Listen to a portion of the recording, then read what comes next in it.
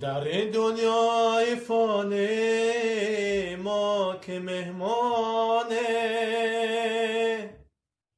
کی ما با یار و دوستان مهربان باشه.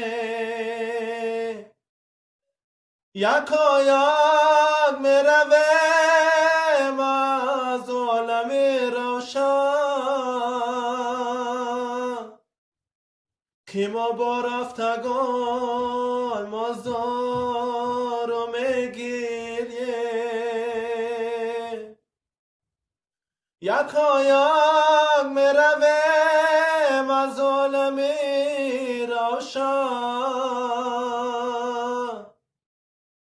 که ما با رفتگان مازار و میگیریه.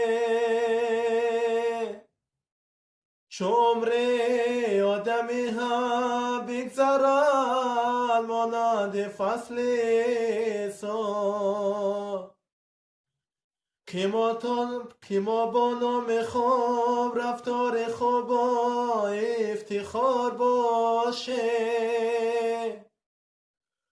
تو فرزند مادری خود را نگهدار از غم و اندوه، برای مادر خویش مهربان باشه.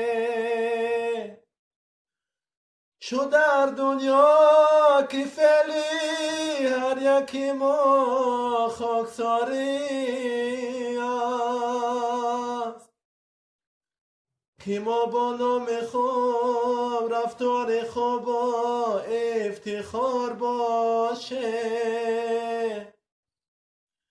که ما تا آخر عمر از خداوند با خبر باشه.